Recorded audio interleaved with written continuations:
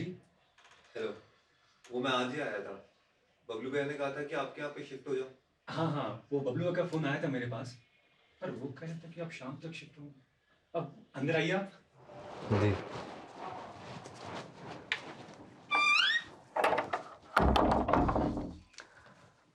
बैठिए।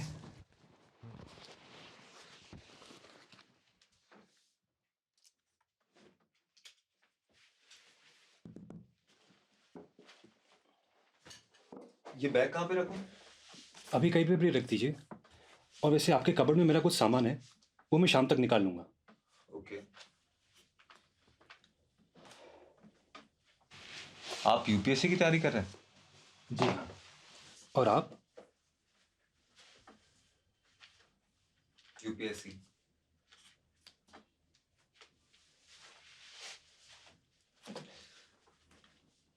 वैसे आपका नाम क्या है? राघव।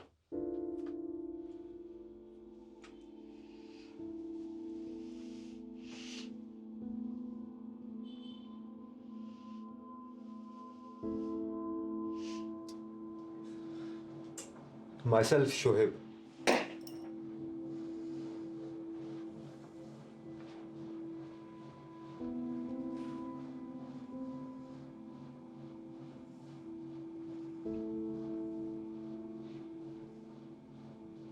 पहले हैंड वॉश करके आओ, अभी सॉक्स उतारे तुमने। श्योर। वॉश बेसिन बाहर की तरफ है।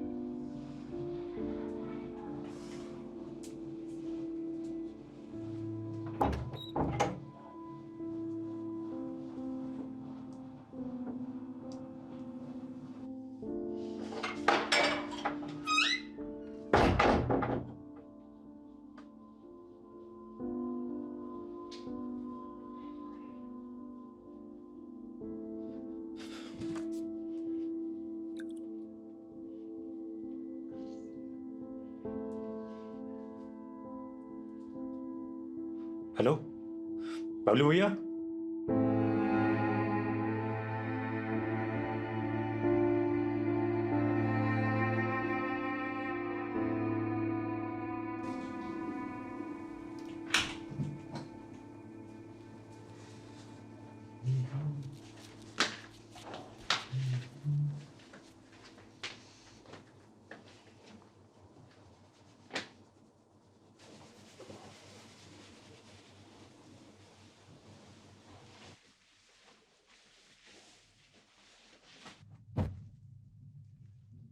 ओए, टॉवल उठा।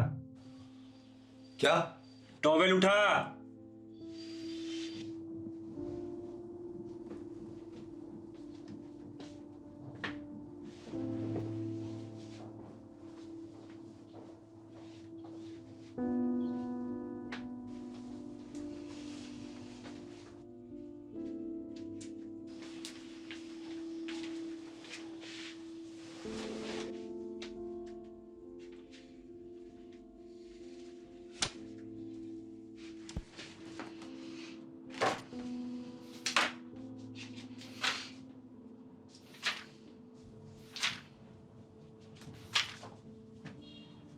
अंतःकरण की स्वतंत्रता हमें जो अनुच्छेद देता है वो अनुच्छेद कौन सा है? राघव। अब बात उठती है कि क्या अर्थ है ओए, अंतःकरण का? सुनाई नहीं दे रहा है क्या? क्या है? अरे पढ़ाई कर रहा हूं मैं। तो ईयरफोन्स लगा लेना।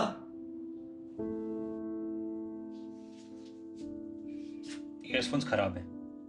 कि जैसी आपकी अंतरात्मा गवाही दे वैसा आप ईश्वर या ईश्वर के किसी भी रूप के साथ संबंध बना सकते हो।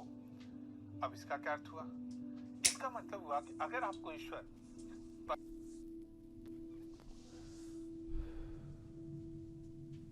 तुझे पता है ना यहाँ पर सिगरेट पीना मना है।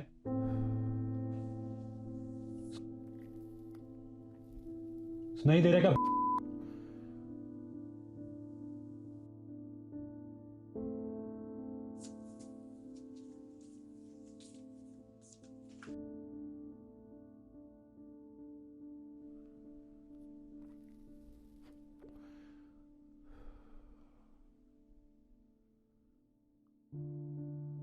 गाली कैसे दी बे? अगली बार गाली दी ना तो यहीं गाड़ दूंगा। साले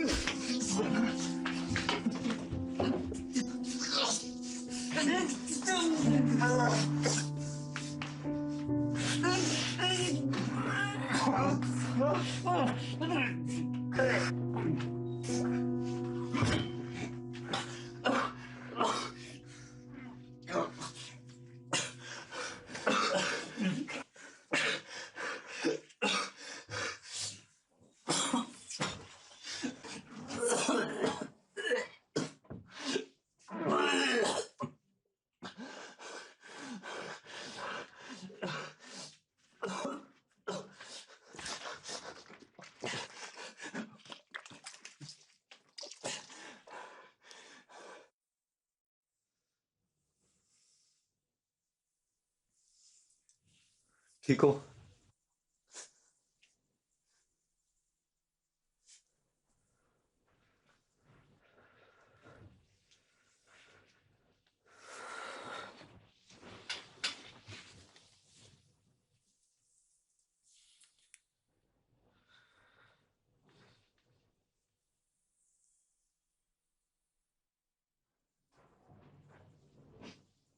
छोटा सा परिवार था हमारा। मैं, पापा, मम्मी और दादी। पापा गांव के मंदिर में पुजारी थे, मम्मी हाउसवाइफ और दादी दादी सिर्फ मुझे कहानियां सुनाया करती थी। ज्यादा कुछ नहीं पता था मुझे उनके बारे में, क्योंकि जब मैं 5 साल का था तो मेरे मम्मी पापा की डेथ हो गई थी। उनके बारे में जो कुछ भी पता था सब दादी ने ही बताया था।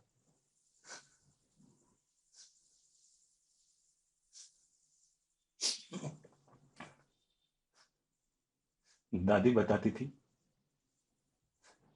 कि पापा मम्मी की लाइफ में सब कुछ ठीक था, बस एक ही परेशानी थी, उनकी कोई औलाद नहीं थी। 5 साल तक वो लोग रोज शिरडी के साईं बाबा के मंदिर दर्शन करने जाते थे, सिर्फ इसीलिए कि उन्हें कोई औलाद हो। और फिर जब मैं पैदा हुआ तो वो सब लोग बहुत खुश थे। और तुम्हें पता है, मेरे पापा वो इतने खुश थे कि मेरे हर बर्थडे पर पूरे गांव को खाना खिलाया करते थे। मेरा नाम भी उन्होंने ही रखा था। वो भगवान श्री राम के बहुत बड़े भक्त थे, इसीलिए उन्होंने मेरा नाम राघव रखा था।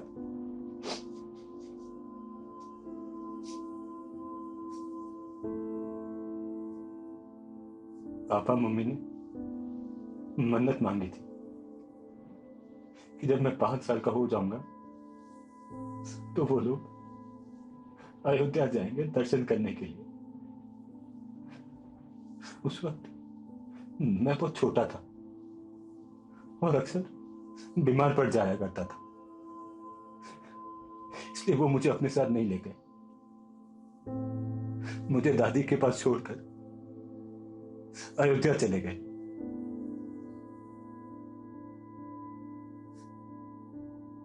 और फिर 27 फरवरी 2002 को टीवी में न्यूज आती है कि वाराणसी से अहमदाबाद जाने वाली साबरमती एक्सप्रेस की वो भी नंबर S6 में कुछ लोगों ने आग लगा दी। कुल 59 लोग मारे गए।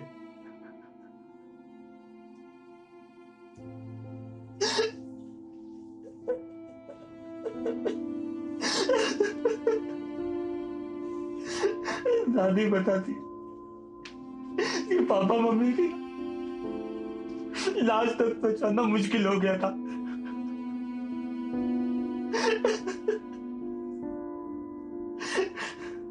क्या गलती थी उनकी? क्यों मारा तुम लोगों ने उनको? कि क्या बिगाड़ा था उन लोगों ने तुम लोगों का? मेरे मम्मी पापा को छीन लिया तुम लोगों ने मुझसे।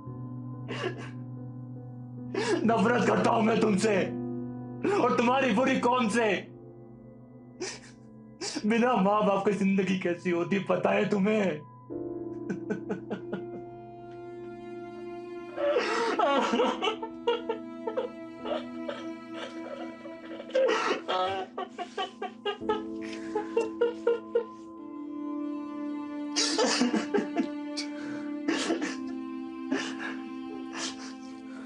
वो मासूम थे जो है, फिर क्यों मारा तुम लोगों ने उनको? क्यों मारा?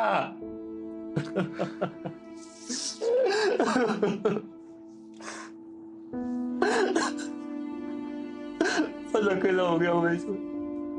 बहुत अकेला हो गया हूँ। बहुत याद आती है उनकी। बहुत याद आती है उसकी।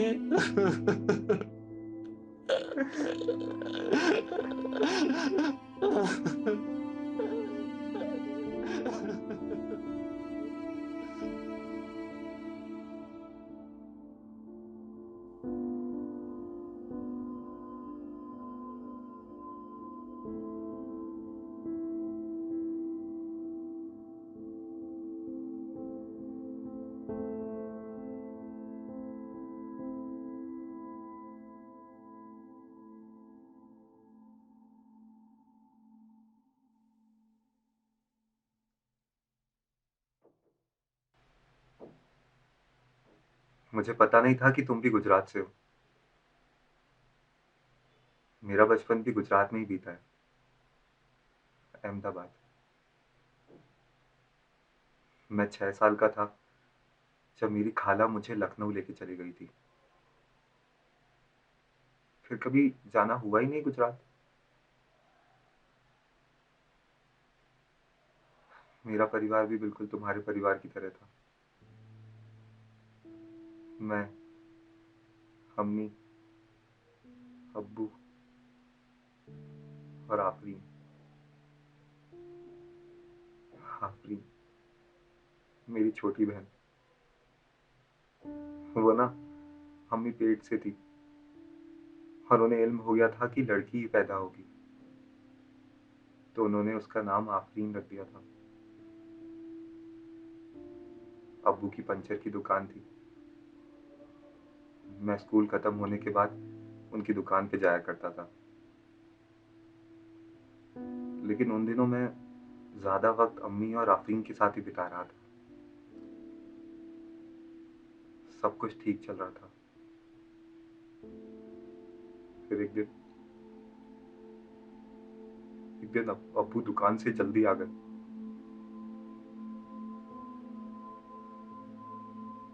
बहुत परेशान लग रहे थे।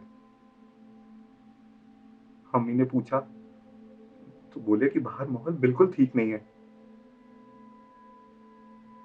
मुझे और अम्मी को अंदर के कमरे में जाने को कहा। कुछ देर बाद दरवाजे खटखटाने की आवाजें आने लगी। बहुत डर गए थे। अम्मी मुझे अंदर के कमरे में लेकर चली गई। दरवाजे खटखटाने की आवाज और जोर से बढ़ने लगी। कुछ लोग दरवाजा तोड़कर हमारे घर में घुस गए। कुल 7 या 8 लोग थे। सबके हाथ में तलवारें थी।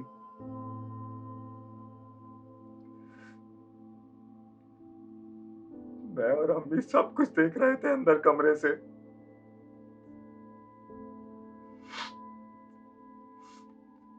उन्होंने मेरे आंखों के सामने मेरे अब्बू को मार दिया।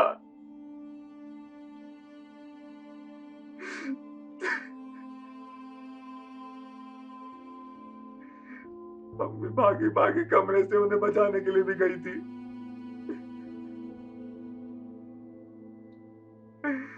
लेकिन उन्होंने अम्मी को भी मार दिया। उन्होंने मेरे आंखों के सामने अम्मी, अब्बू, आफरीन तीनों को मार दिया।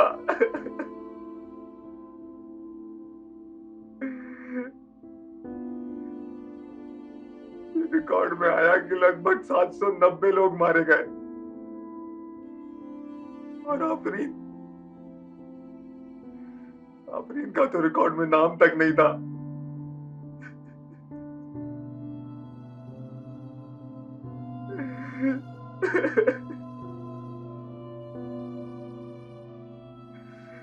मेरे अम्मी अब्बू मासूम थे, उन्होंने किसी को नहीं मारा।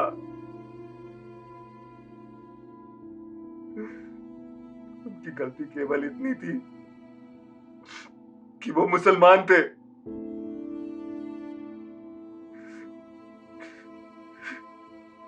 क्या इतनी वजह काफी है किसी को जान से मारने के लिए?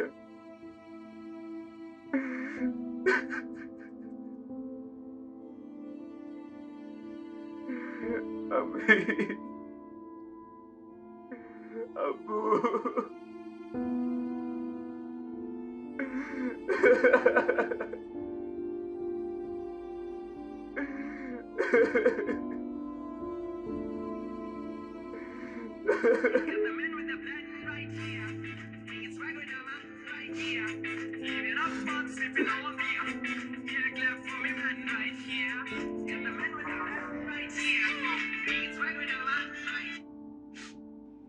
हेलो बबलू भैया।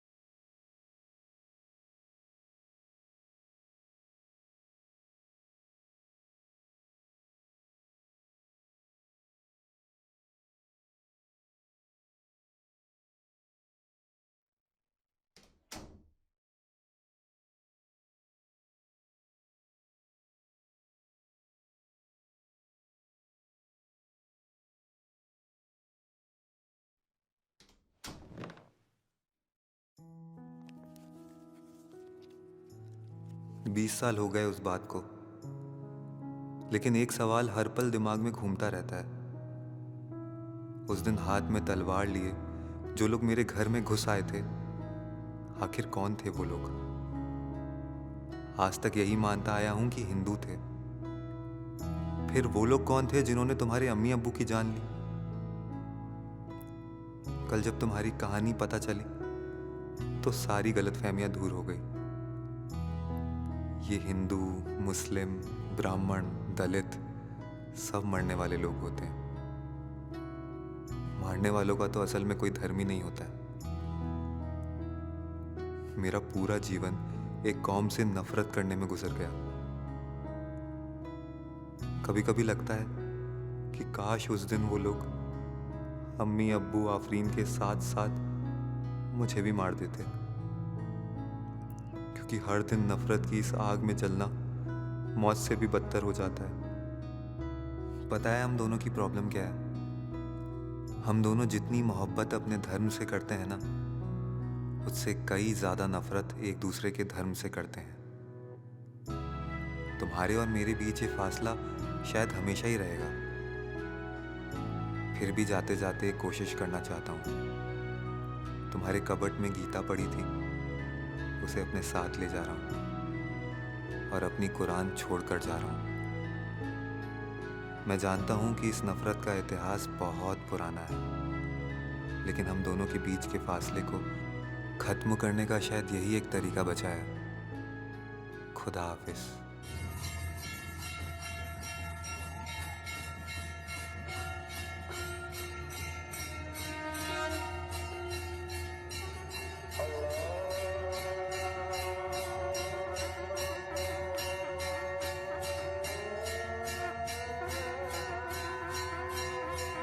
हेलो बबलू भैया।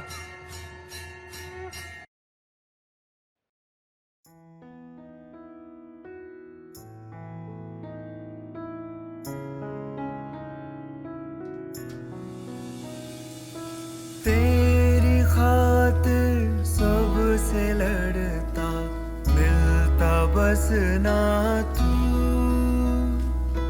कुछ गलत तो हो रहा बेहोशी लगती क्यों।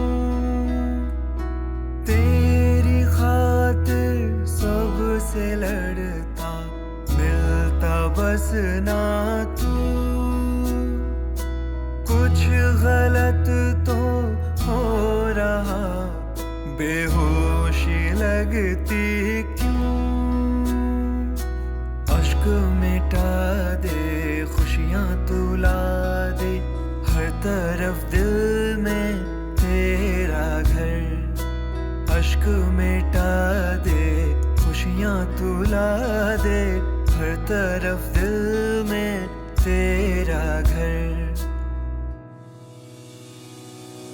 एक ही है मंज़िल, एक ही वो रंग है, जितने हो ढंग सब एक हैं। एक ही है मंज़िल, एक ही वो रंग है, जितने हो ढंग सब एक हैं।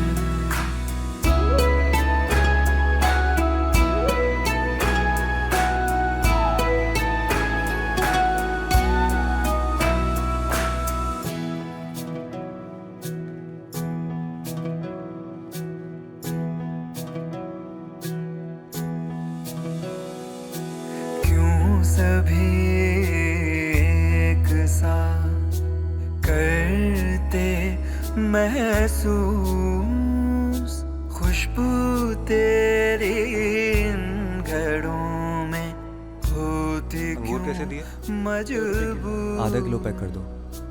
मिट्टी तेरी तुझे सिखाए बांटना तुझको, रूपिया हर जगह सब तू। अश्क मिटा दे खुशियाँ तुला दे, हर तरफ दिल में तेरा घर। अश्क मिटा दे खुशियाँ तुला दे, हर तरफ दिल में तेरा घर। एक ही है मंज़िल, एक ही वो रंग है, जितने हो ढंग सब